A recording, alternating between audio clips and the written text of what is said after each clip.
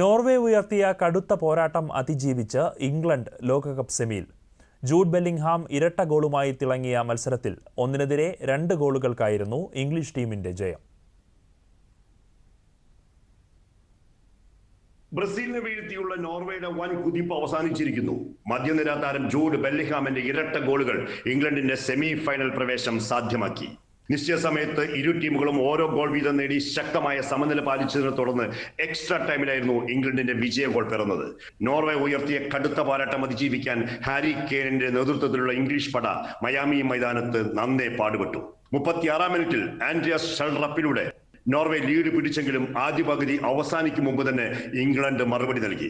ഈ ലോകകപ്പിൽ അവിശ്വസനീയമായ മുന്നേറ്റം നടത്തിയ നോർവേക്ക് ഇംഗ്ലണ്ടിനെതിരെ നേടിയ ഒരു ഗോൾ വാറിലൂടെ നിഷേധിക്കപ്പെട്ടത് വലിയ തിരിച്ചടിയായി. സൂപ്പർ താരം എർലിംഗ് ഹാലണ്ട് നിറം മങ്ങിയിട്ടും നോർവേയുടെ ആക്രമണങ്ങൾക്ക് മൂർച്ച ഒട്ടും കുറവായിരുന്നില്ല. എക്സ്ട്രാ ടൈമിൽ ഗോൾ ലക്ഷ്യമിട്ട് കുതിച്ചെത്തിയ ഇംഗ്ലണ്ടിന്റെ ജഡ് സ്പെൻസ് നോർവേയുടെ ഓസ്കാർ ബോബിന്റെ ടാക്കിളിൽ ബോക്സിനുള്ളിൽ വീണതിനെ തുടർന്ന് റഫറി പെനാൽറ്റി വിധിച്ചെങ്കിലും വാർ പരിശോധനയിൽ തീരുമാനം പിൻവലിക്കുകയായിരുന്നു. അങ്ങനെ 3 തവണ മാത്രം സെമി കളിച്ച ഫുട്ബോളിൻ്റെ തറവാട്ടുകാർ 4ാം തവണ സെമി കളിക്കാനായിട്ട് പോകുന്നു. ഇംഗ്ലണ്ടിൻ്റെ തകർപ്പൻ 2-1 വിജയം. നോർവേക്കെതിരായ മത്സരം നമ്മൾ കരുതിയത് ഏകപക്ഷീയമായിട്ട് മാറും എന്നാണെങ്കിൽ അങ്ങനെ ഉണ്ടായില്ല. നല്ല മത്സരമായിരുന്നു. തുടക്കത്തിൽ അല്പം വിരസമായി, പക്ഷേ കുറച്ച് കഴിഞ്ഞപ്പോൾ നോർവേ ആൻഡ്രിയാസ് ഷെൽഡറിലൂടെ ഗംഭീരമായ ഒരു ഗോൾ നേടുന്നുണ്ട്. ഈ ലോകകപ്പിലെ നല്ല ഗോളുകളിലൊന്നാണ്.